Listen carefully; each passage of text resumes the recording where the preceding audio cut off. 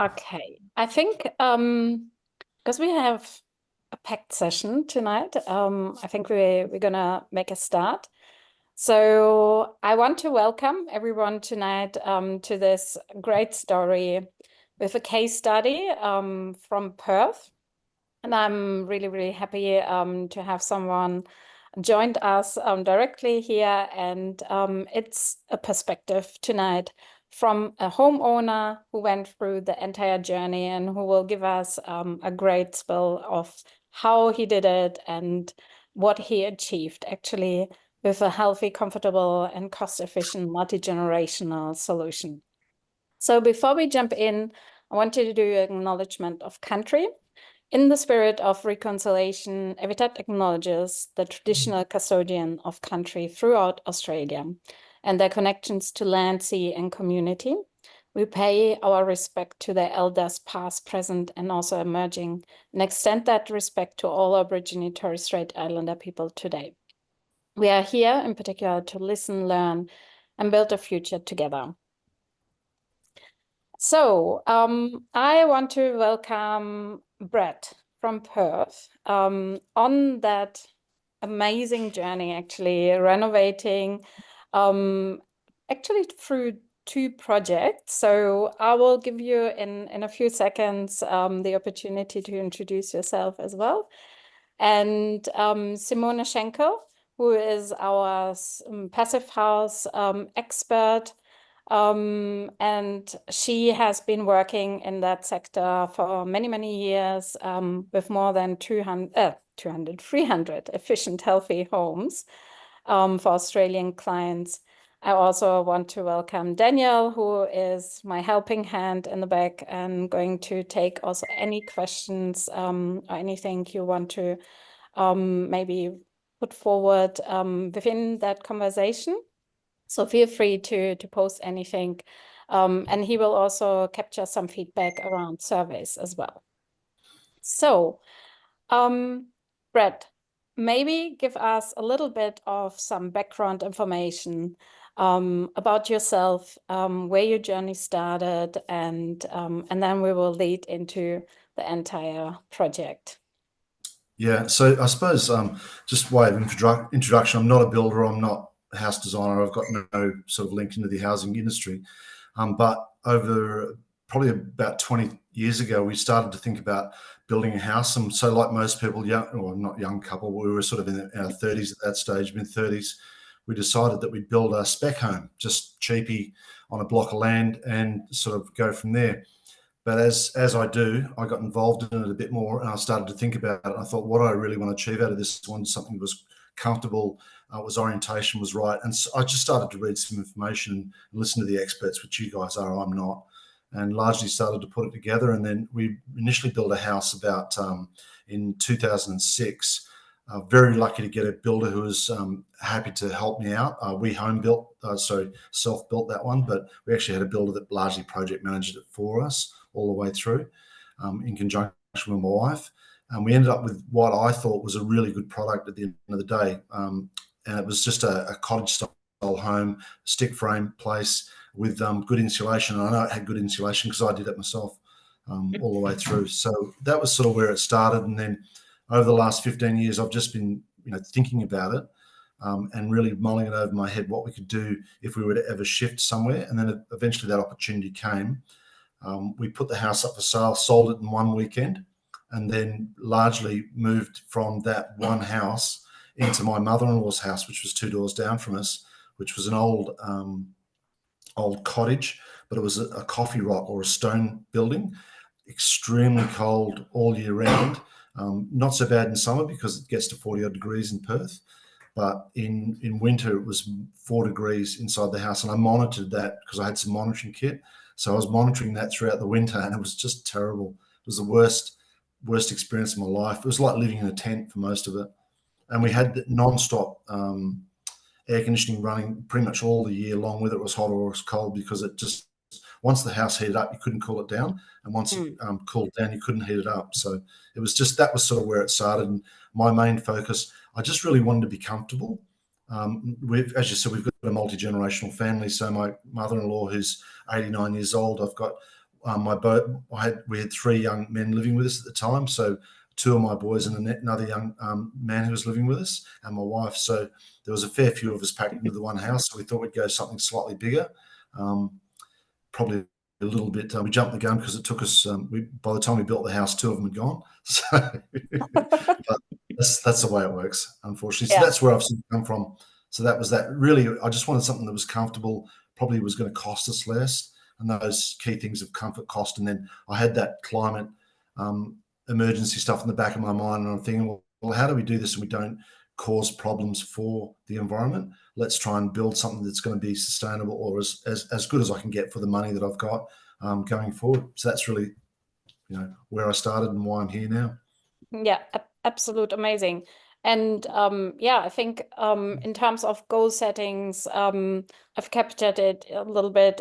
It was the affordability actually to have something fit for future, to remove yourself from these rising energy costs and the threat throughout that.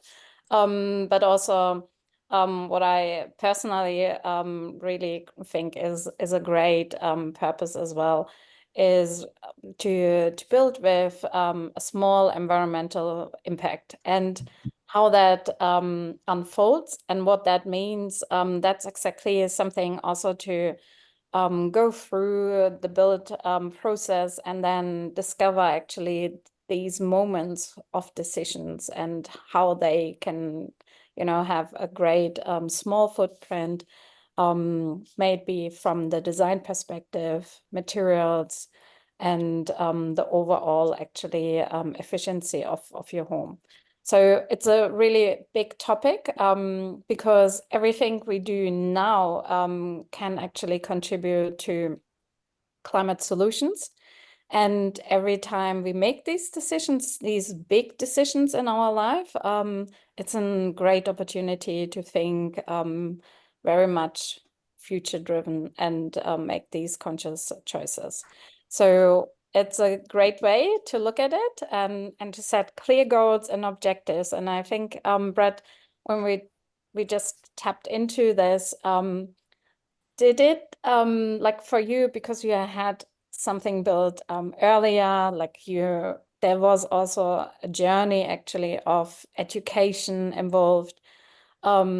Has it evolved into setting these clear goals, for example? Or was that something you came up with even 10 years ago and you just waited actually for the right moment?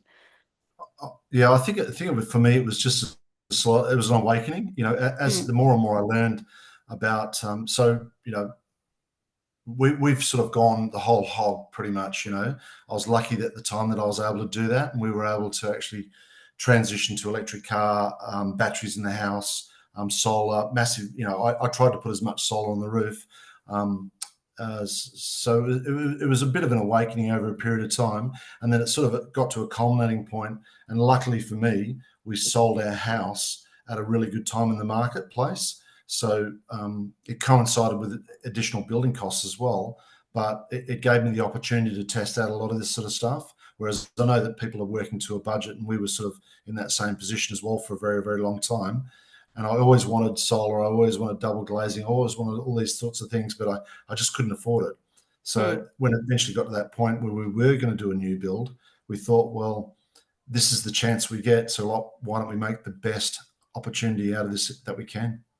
Yeah, great. And I thought, we will reverse engineer this, actually capturing the outcome. And maybe you can give us a little bit of an idea what we are looking at, and because it's actually really, really great. And then we will dive into the story. Okay, so we're looking at the weather temps and that. So this is my little thing every day when I'm walking to work. I walk outside and it's freezing cold or it's hot. So what I do is I take a snapshot on my phone of the weather in the Midland area, and then I take a snapshot of the e-zone temp sensors that are in the rooms in the house to get a bit of a feel for what it is. And consistently, we're probably anything up to 10 degrees different from inside to outside. So the house sits at pretty much an 18 degrees all through winter. I think I saw one day out of the whole year so far, where it got dropped down to a chilly low of 17. And then so it was just fantastic. And I'm a shorts and t-shirt guy. So coming from Perth, that's my background. So I don't want to be in a cold house. I hate them. So keeping that information forward of mind for that. So it's been the solar gain in the house during the winter is brilliant, really, really good. Warms up the property in that. I do from time to time put on a little bit of air conditioning to warm it up, but it's only because if it sits at 20 degrees, it's slightly cold for my 89-year-old mother-in-law, but it just bumps it up to 23 and it's beautiful for her all day long. And that it's an hour and a half sort of when the sun's up, and we're able to use the solar to actually do that. Yeah, amazing. Simona, do you have any additional questions? Not question, just a comment that I really love, Brad, how your story is, because the thing is, you don't know what you don't know. And obviously, when you build your first home, you wanted to do the best, and you did the best that you can, or you could at the time. But sessions like this, and you sharing this is amazing, because that's how people learn, and the more and more you're exposed to it, the more you learn, the more you know things can be done differently. And so, yeah, so I think it's really, really great. Absolutely. So, yeah, and you started actually, working with a great builder, and also like give us a little bit what was actually involved in the even design process to your multi-generational home, and how that worked out. Okay, so the way that we found Luke, so Luke Kellett, who does passive house design over here in WA, I actually went to there's another builder called iSmart over here that does a lot of passive house design properties over here, do a really great job, but they're quite expensive, and because largely they do a fantastic job. I happened to be at one of their display homes, met Luke, who's one of the designers for these guys. He runs his own business, but contracts to them. Struck up a conversation. He invited us to come out to his business. We had a bit of a chat there, and then we started the ball rolling from there. He had the same view on what I was trying to achieve. I could already see what he'd built, because that was the iSmart property and the design and everything else. And then we started on that journey with Luke. And what I found, well, I suppose one of the key things for me is that we didn't have a builder, and no one really wanted to touch us because it was a little bit different. And there was some design features in there that weren't something that's easy to do, basically. Yeah, if you've got a 45-degree pitch roof in Perth, no one does them. It's just too hard. So they want to just do a simple 45-degree or whatever it is, the 25-degree or whatever it is pitch that they do on the roof, and knock them out one after another. No one wanted to put extra insulation in. No one wanted to do anything that's a little bit different. Luke had ethos around building prefabricated, which I liked, and I'd seen that numerous times, both here and overseas. Thought that was fantastic. He was very much into the passive house scheme of things, and I knew I probably couldn't do that. It was just a bridge too far, the cost for me, for the certification and that. But he built a passive house, and he took me out to his home and showed me it, and I was amazed. It looked like everybody else's house, but it operated totally differently, and it was such a fantastic place. So that was some of the things, and I just like the fact that he was really enthusiastic about it, and then he was the one that helped me find the builder in the end of the day, who were relatively new and they were just starting out, but they were coming from an established builder. They were a subsidiary. So yeah, amazing. I think one thing I hear clearly, finding the right partners for a project like this is really critical. And one thing you just mentioned, even a builder who moves actually as a new player into that market is sometimes also a really great fit, because they might have, all the ambitions and really to prove themselves. And in particular with prefab, that's a great combination. So I think we will tap into that part later on as well, because I want to highlight also a little bit what we are doing at Evitat to make it easier in future, in general, to find these specialists and the expertise around certain areas. And I think this is a great example how the outcome can be achieved, even that everyone else says, oh no, this is something I'm not, you know, familiar with and haven't done it, and I don't want to bother actually doing that whole new thing. Yeah. So it is a 7.9 star rated home, highly energy efficient, multi-generation dwelling. But you have also added a couple of specs here, and take us a little bit through what that means. What have you considered? Where have you invested, for example, also money in within the build?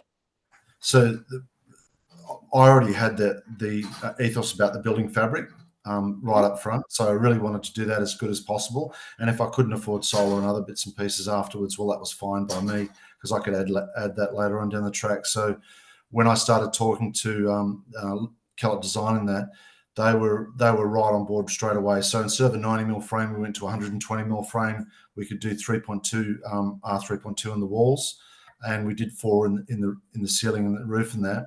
And that was straight away. That was an uplift on what you normally would do. So that was really important to me, and also the double glazing in that. And Luke had already been using various different suppliers, so he had a bit of an idea about who was good and who wasn't good. So that was really helpful to.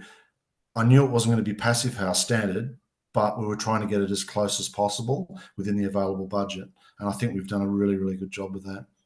Yeah, absolutely. And in terms of passive solar principles, you have used orientation, like thermal mass, and like what else? So there's not the thermal mass in the actual concrete slab, but we haven't got a polished concrete slab. We've got a slight, we've got a vinyl sort of covering on the floor on that wood or tile, but it actually does suck up a fair bit of the heat.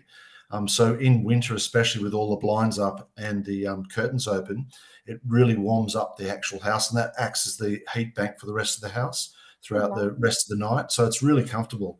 Quite often we won't have any heating or cooling on throughout. In the last 5 days, I've used, I think at tops, after the solar's taken out and everything else from the grid, it's cost me about 28 or 30 cents a day to run the house. You know, there's obviously there's $1 charge every day that they charge me for the access fee to the grid, but it's probably about 30 cents a day it's costing me to run the house. I can't complain about that.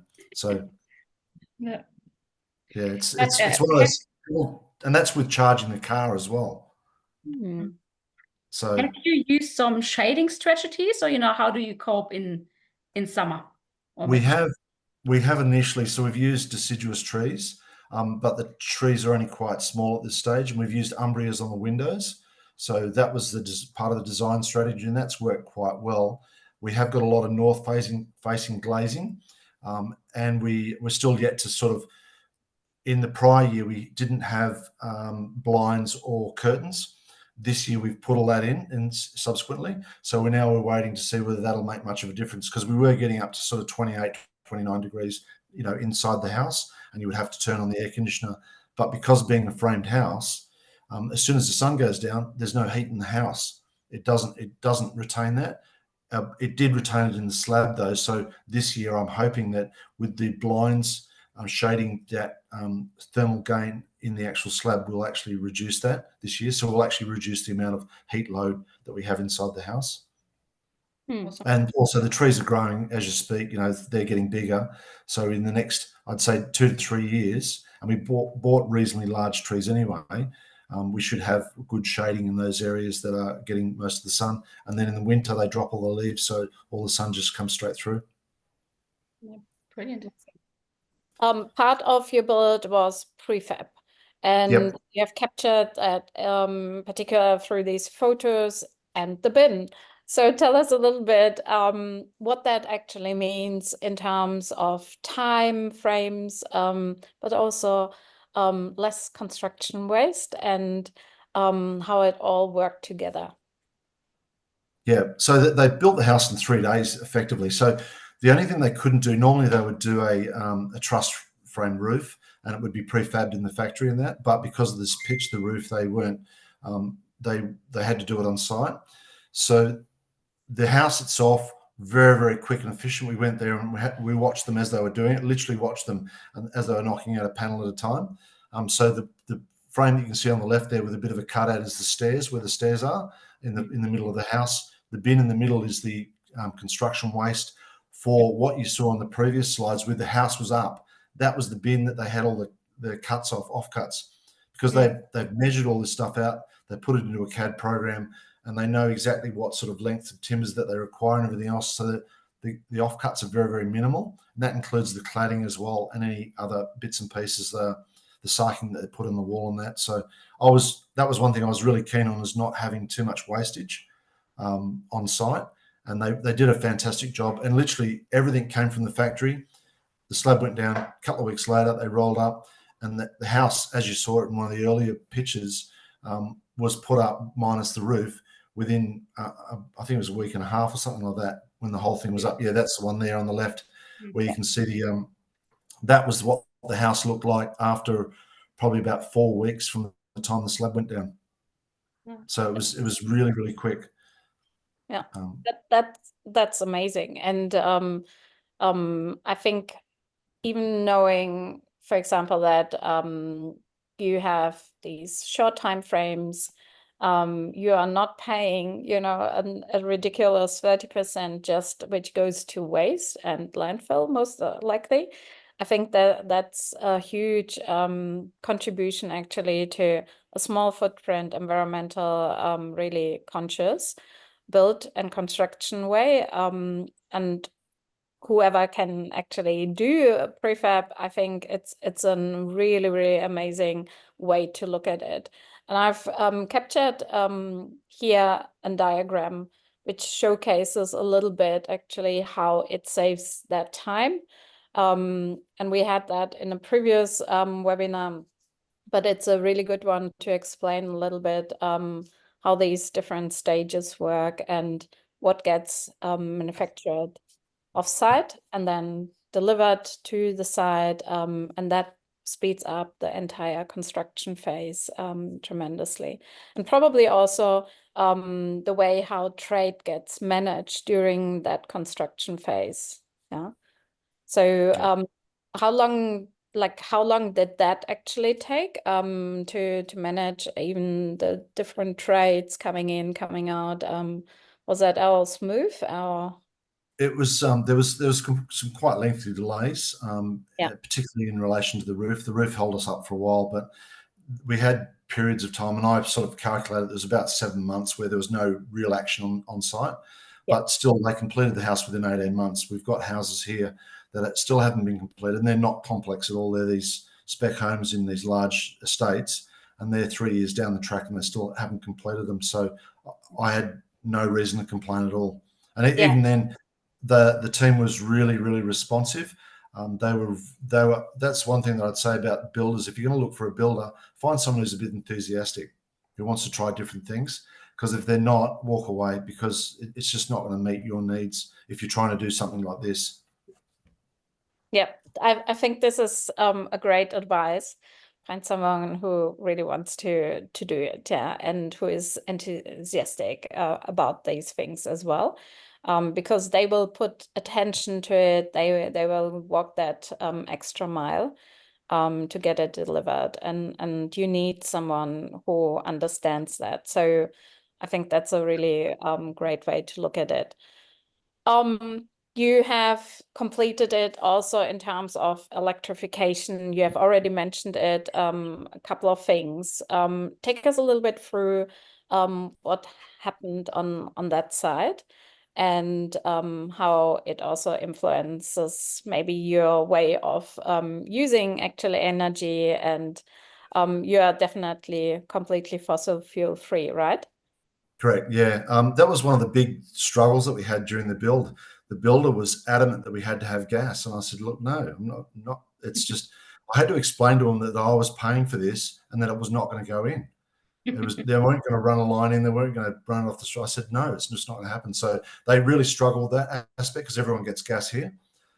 It's not outlawed at this stage. So everything was, I'd listened to Saul Griffith, understand his methodology about what he was trying to achieve, read his books. And then I said, well, let's do it. Let's try and replicate that and see what happens.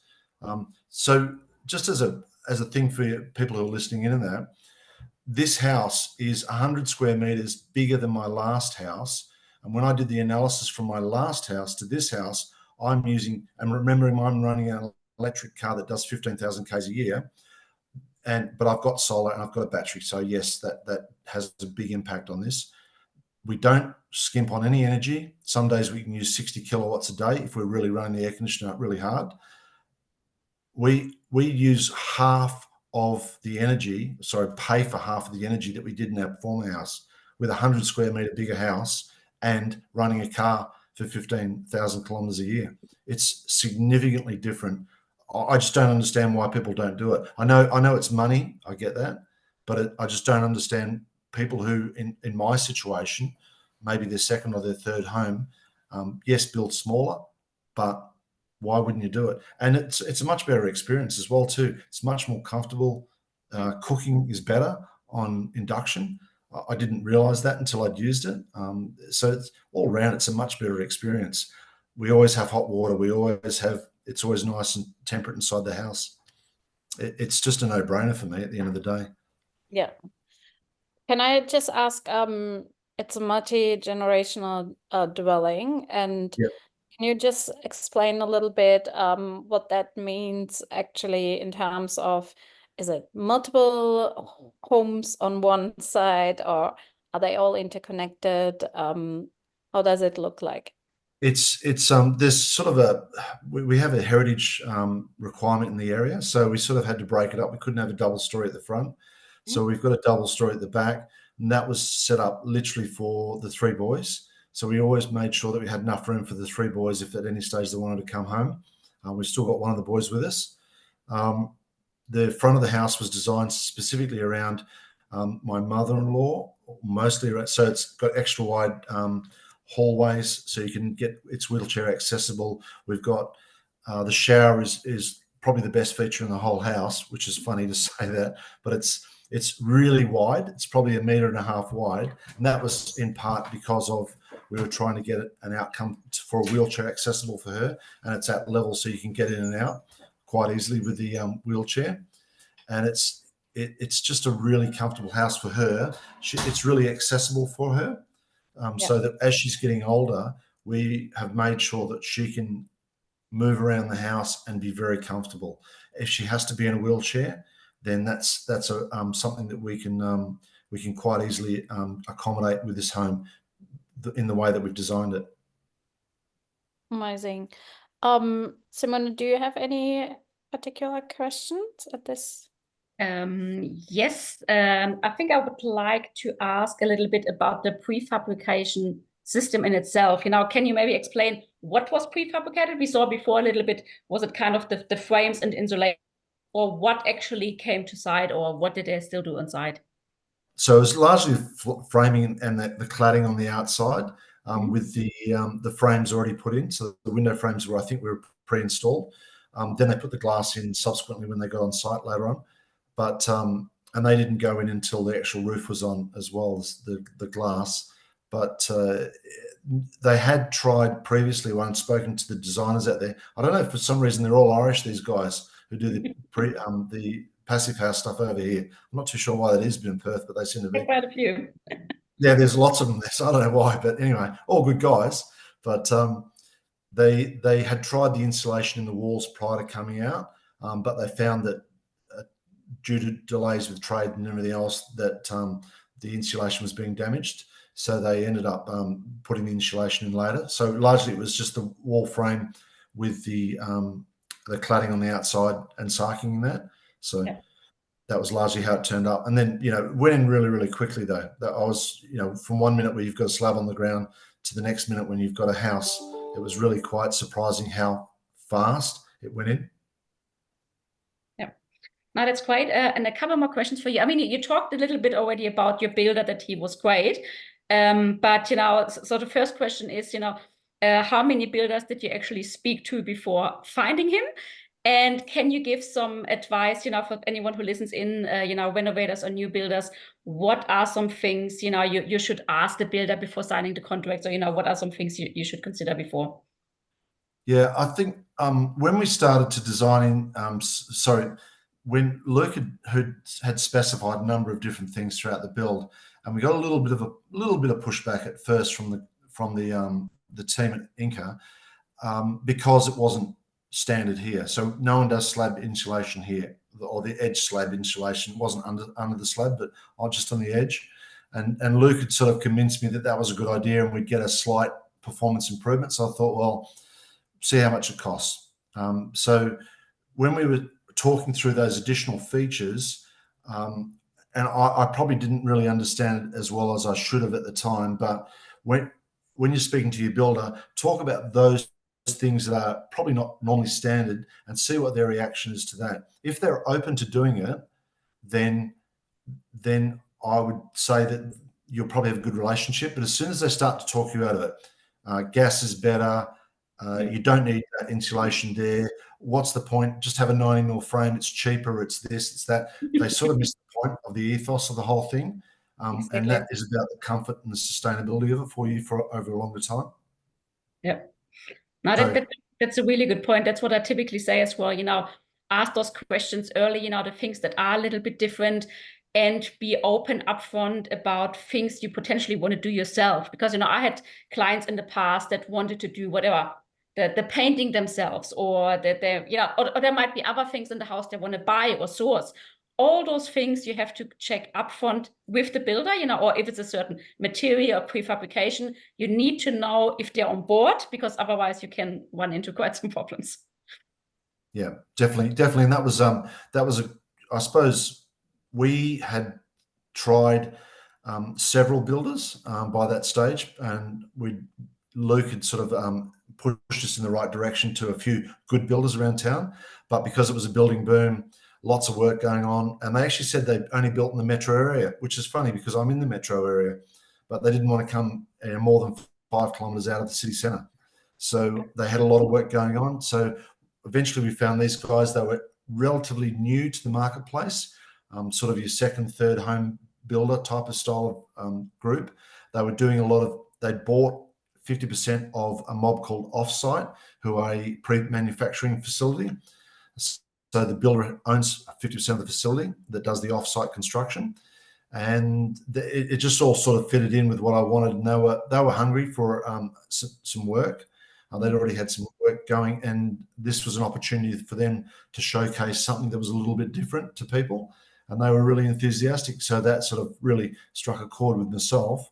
And then once we met them and talked to them, I thought, well, no one else wants to touch us for whatever reason, the roof pitch and a few other things. So we're just going to have to give them a go, and hopefully it all works out good.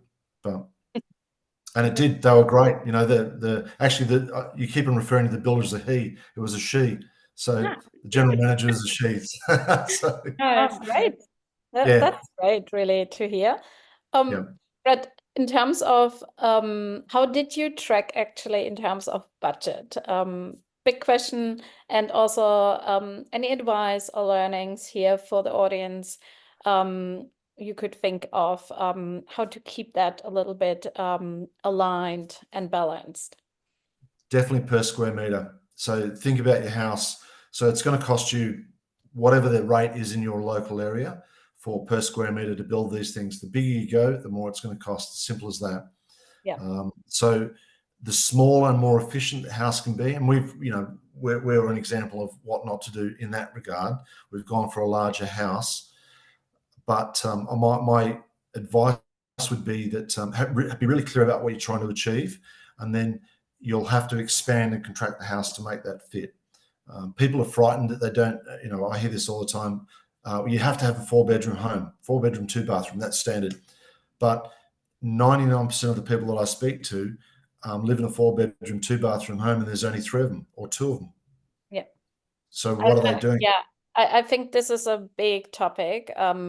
particularly like when you are building, you know, the amount of labor cost, material cost, every square meter you don't necessarily need or can't utilize actually, like once it's finished, is a wasted space and a wasted waste on budget as well, and Yeah. cause environmental imprint as well. Correct, So yeah. I guess can I ask you in terms of the size? I mean, it's a multi-generational building. It needs to serve that purpose. But It's where, about 270 square meters, the house. That's without we've only got a very small garage from the photos that you've seen, because that was a heritage requirement of the area. So we could only have a single garage. But the house itself, you could probably pare that back to quite easily, probably under 200, to make a more efficient house. yeah, And the internal courtyard is as a response to the council's request. We've got a train that sits directly behind the house, which is only literally 50 metres, the freight train, which you'd think would be quite obtrusive. But I'm sitting here at the back of the house at the moment. Trains go by all the time, and I don't even know that they're there, because the soundproofing is so good and the double glazing is excellent.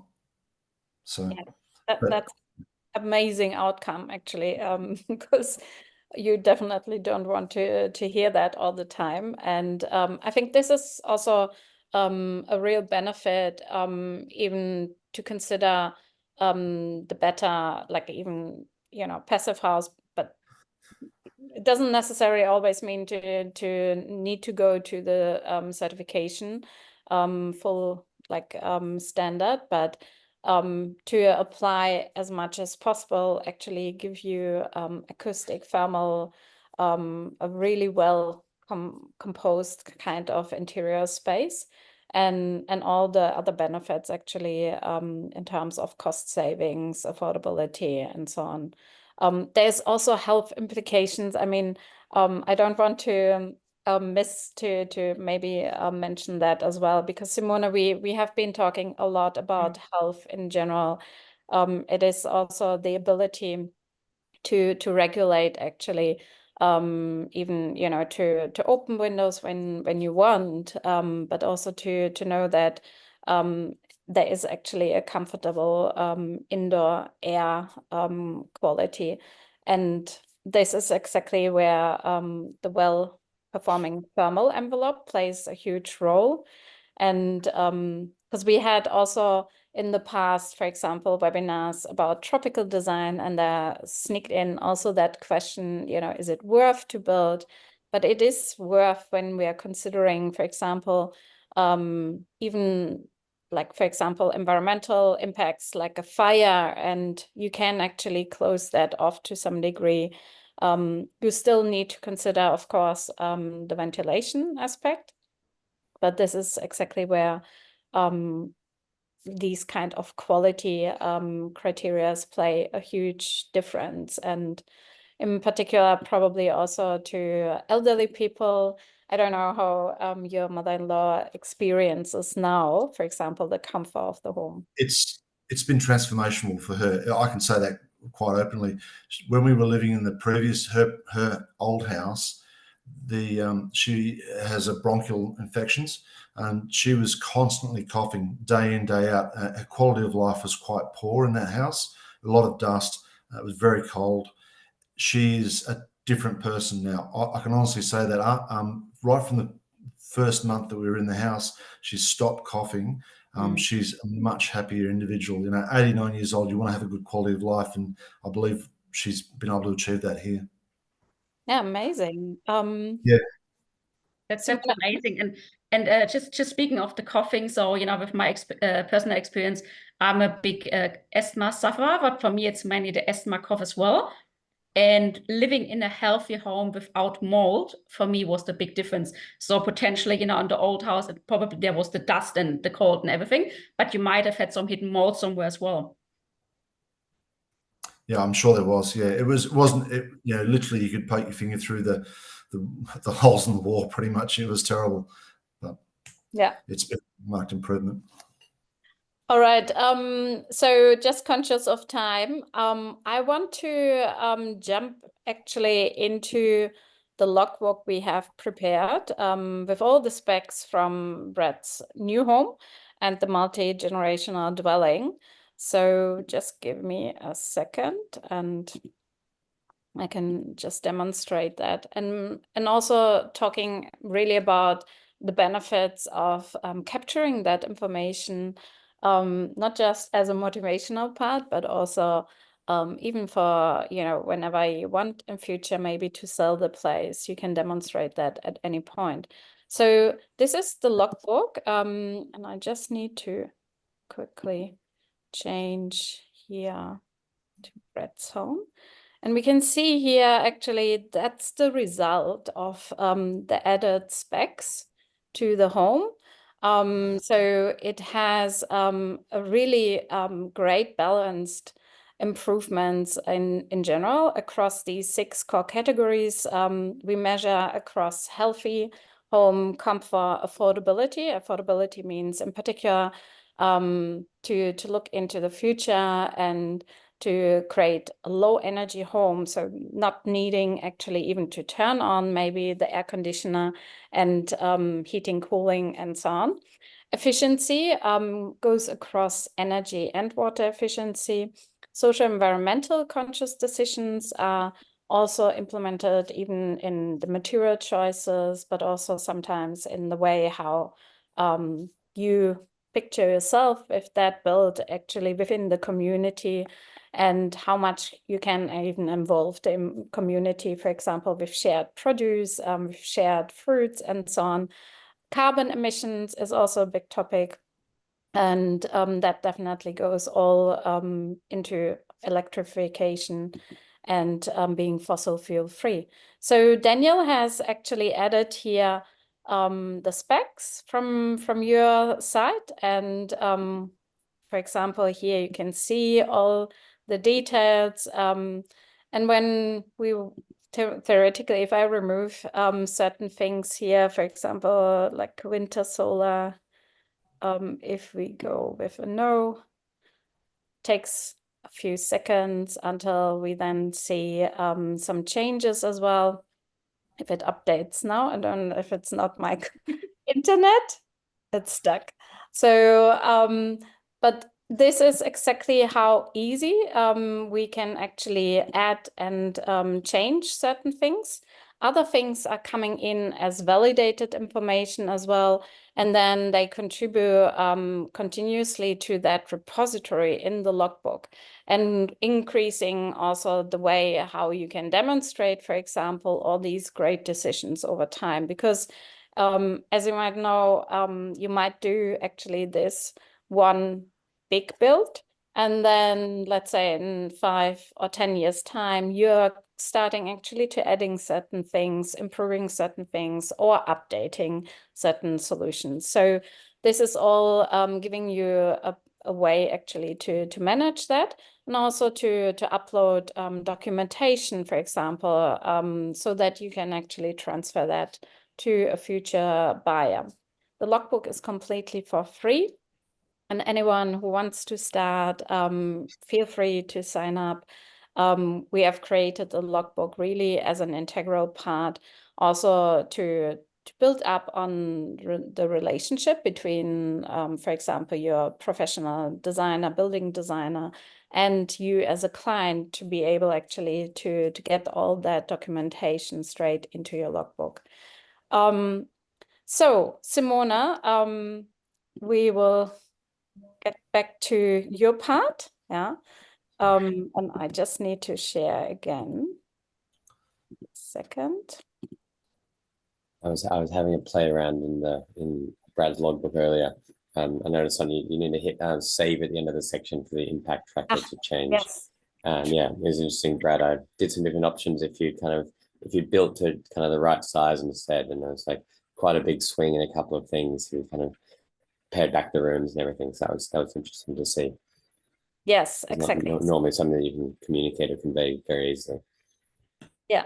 So it's really a very easy way to look into what you have done. It's a great way also to feel proud of all these great conscious decisions you have done. And it helps you also communicating it in a really concise way. So even if you have these conversations at the dinner table and you want to get that agency from your family members, why we should do this, and in particular, if there are high ambitions behind it, do it. Do it that way. It will really showcase you very well across these humanized benefits. And then you have a great case to defend, basically. So feasibility design reviews. We have talked about the budget. So in particular, maybe even in the reflection of Brad's project, how can a feasibility design review help? But maybe Simona also, because we some of from the audience might know you, but maybe give us a little bit also some background information about you before you jump into the topic. Yeah, so I studied architecture in Germany. I've been in Australia since 2007, and I've been doing energy efficient, sustainable homes for almost 2 decades now. And yeah, a huge passive house fan. And I don't want to go into passive solar or passive house details today. That's another topic. But it's mainly the budget I want to talk about, because what I've learned over all those years is that often people, A, they don't know how much they can spend, and B, they don't know how much things cost. And over the years, I've seen many people either being completely stuck. They sit there for years and years, they want to do something, but they don't know if they can afford the renovation or the new build, so they don't do anything. Or they stumble into something, engage a great architect and builder, and then they found out a year or two later, after planning and everything is done, that they can't afford it. And obviously, the last few years have been extremely hectic with COVID and rising build costs. So there were many things people could not foresee. But over many years, I had thought, okay, there needs to be another way. What can you do to get a bit of a grasp on the build cost before you actually design a builder or an architect? That's when I came up with the idea for the feasibility design review. So what it means is that, and pretty much almost everyone could do it. You can do it yourself or, with another designer or architect. But what it means is you have to look at the feasibility of your project first, in terms of what can be done on your site or on your existing home, and how much money do you have available, or how much money would it cost? Because what I often find is that people have amazing ideas, all the things they want, but the budget might not quite align. So I had it happen many times. And then if you have to tell someone, yeah, it's whatever, say someone has $500,000 and wants to build this huge mansion. And then, you have to crash their life dreams and say, yeah, actually, I'm really sorry, you can't afford it. $500,000 might give you a volume builder home, or, might give you a scaled down version, but you actually can't get it. So therefore, how a feasibility design review would typically work, how, in Brad Pearce, for instance, you have to have a thorough discussion at the beginning. What's your actual design brief? And so what are the things that you really need? And then this goes back to Brad and Sonia, what you said before, do you need 4 or 5 bedrooms? Do you need 3 or 4 bathrooms? Just because everyone has it, completely forget that. So nail down on what are the things you need for your family. How do you live?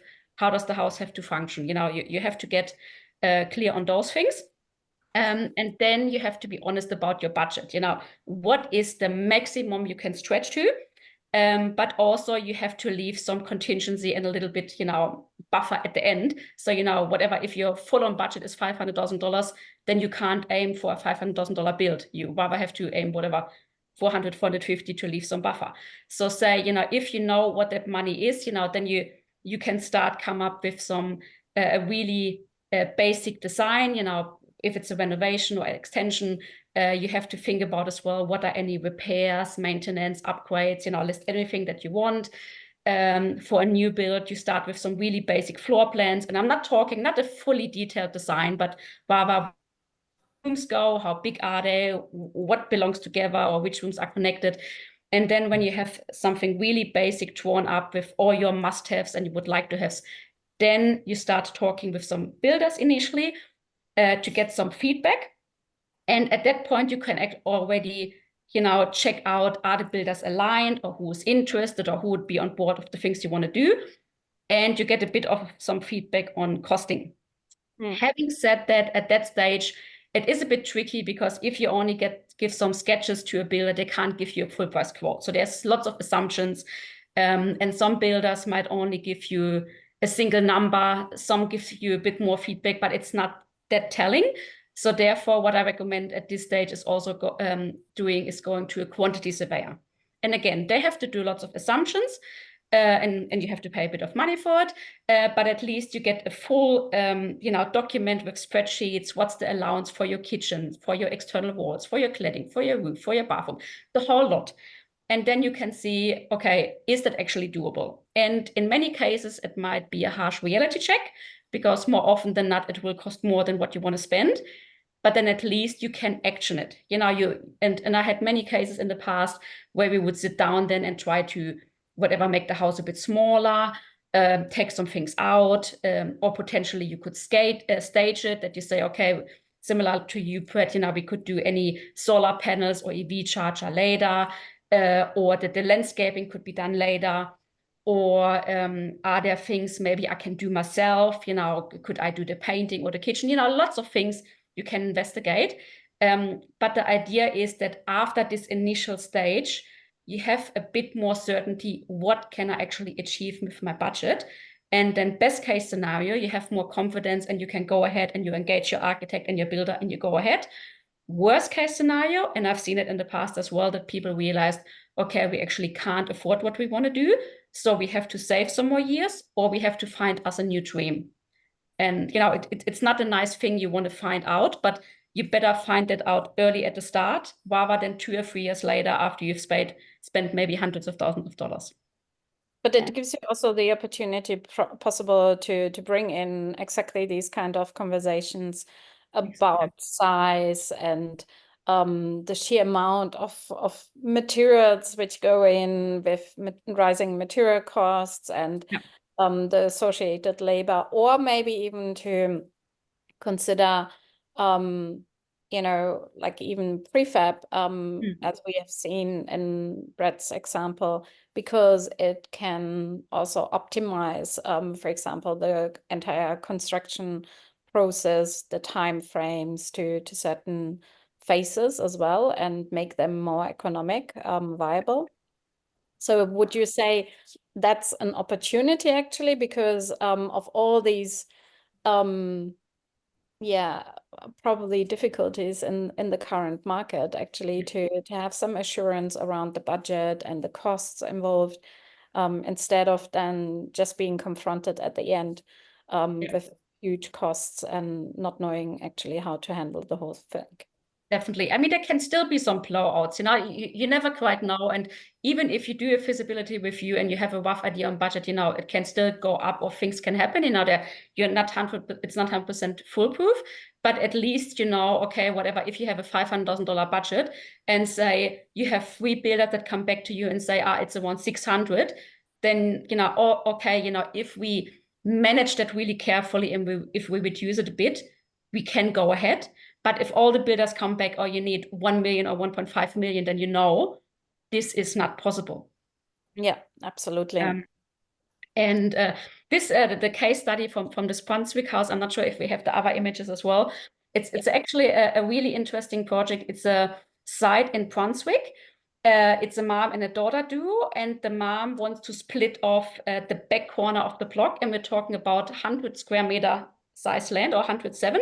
This is where the current garage is. And the idea was for her daughter to build there a small, tiny house. And so when she came to me, it was like there were many, many question marks. A, the plot is so tiny. Can we actually fit all the rooms on it that she wants? B, can it actually fit within her tight budget? And she has quite a tight budget. And C, would council actually be on board? Because we would be pushing quite a few boundaries. And so what we did then with this project, with this client, similar as I mentioned before, we talked about, what are the things that she needs.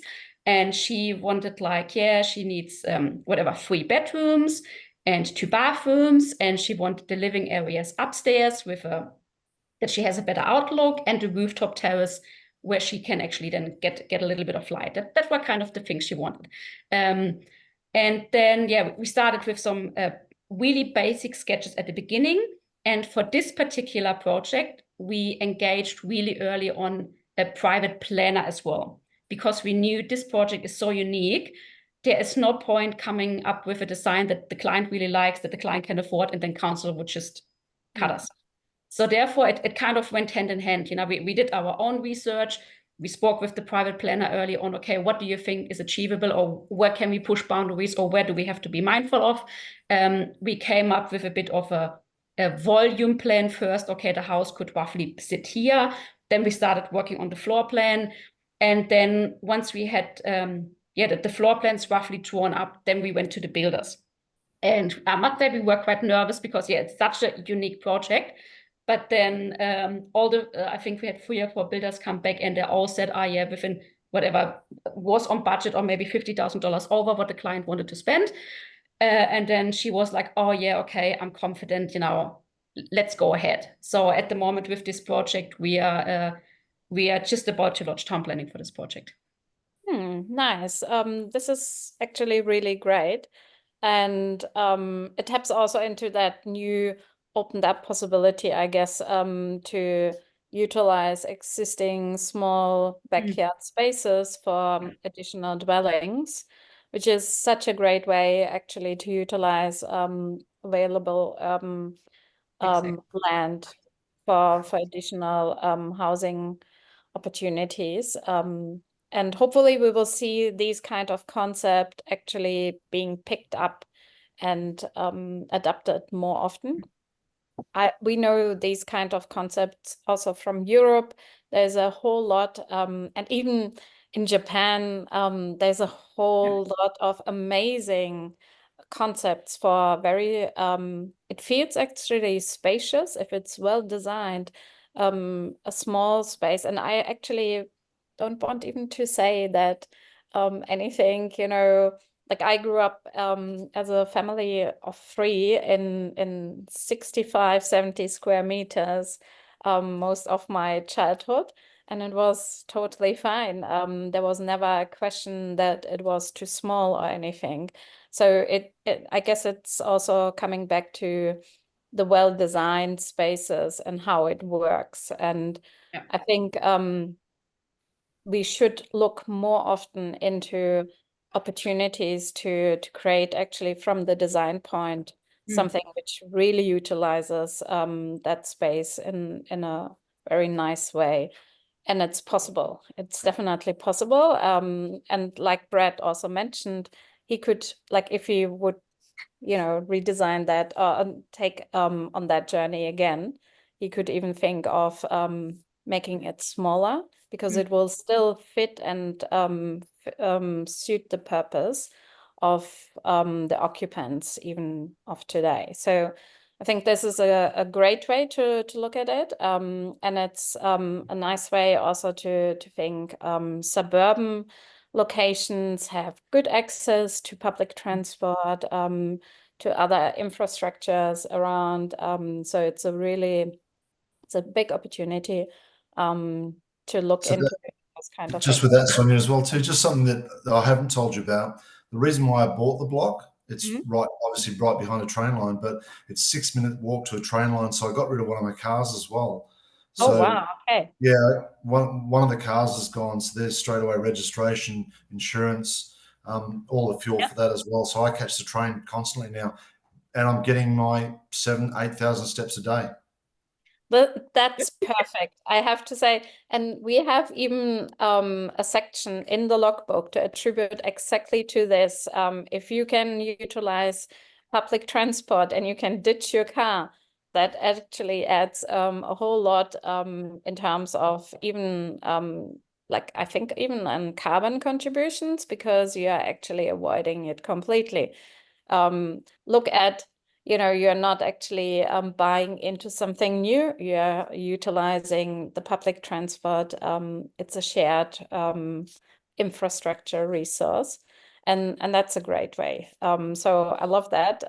So I'm really encouraging anyone who is maybe planning to do something to think about these elements and really to discuss them also early on with your design, whoever is the partner in that project, in that design phase, really to utilize best possible actually that location. It's a great add-on.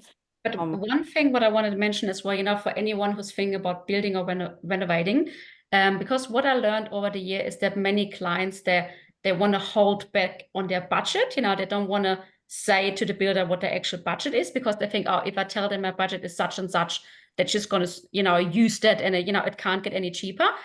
But if you hold back on your budget, there can't be a realistic conversation. Because if you're open with your budget, the builder might straight away say, actually, that's not reasonable, or, you know, you can't do that. But if you hold back, you're not doing yourself a favor. So yeah, that's, I think, really important. You have to be upfront. How much money can you spend?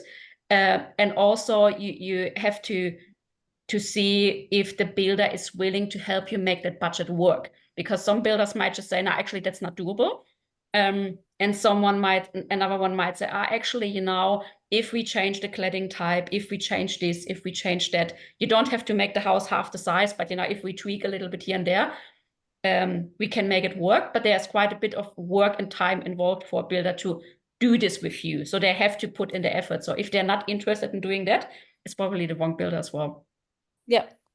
Good advice. I totally agree. You need to find the right people for those kind of projects, but they create an amazing outcome. And even these two stories we were listening today, showcasing really well how it can work and contribute a well-designed, on a small footprint, sustainable home, which will serve most likely generations to come.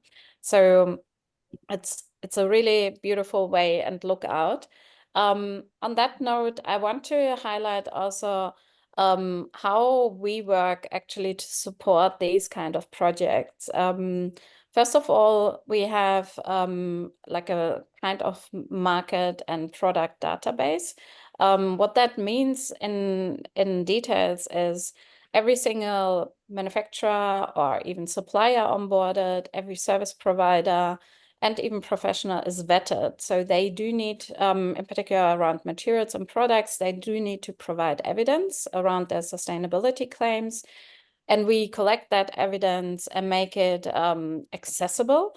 So there's various ways, and we are launching also an enhanced version fairly soon in November. And that will make it really easy also for design professionals to tap into that range of data so that they can also collaborate with a client in a better way on material boards before it even goes into specification, so that it becomes in certain areas a collaborative decision if you want to go maybe with biomaterials, if that's hemp, if that's wood fiber or something else, because you have high aspirations, you can utilize that.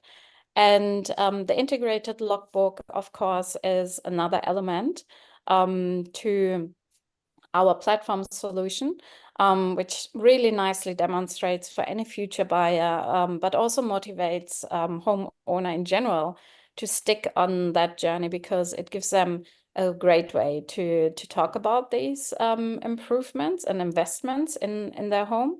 And the stories we share, for example, during these webinars, are tapping exactly into that.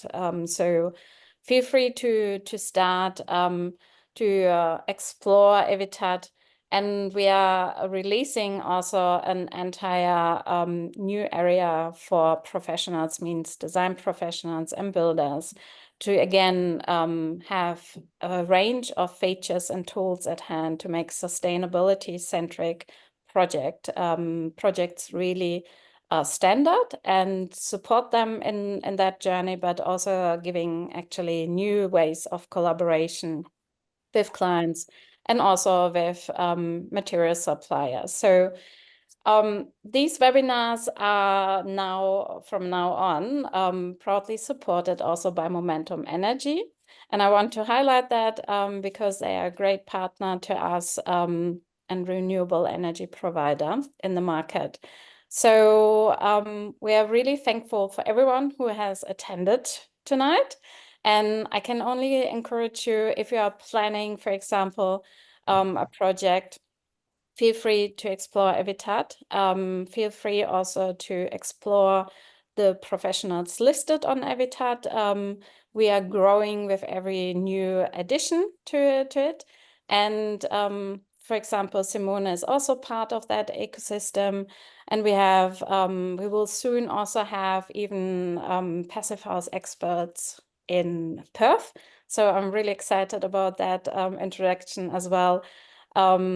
But it's exactly about that, to find the right expertise, to find these partners, because these projects are going for a certain time. And if all are aligned, the outcomes can be absolutely amazing. And as heard today and tonight in the first project, thank you, Brad, for sharing your story with us tonight. It's really, really an amazing outcome. And thank you, Simone, as well, for sharing your feasibility review opportunity. I think all of these can add absolute value to your own decisions and inspiration. So I hope to see many, many other projects like these in future, and yeah, and hope to see you all soon. Thank you so much for Thanks joining. so much, Brad. Bye. Thank you. Thank you. Bye.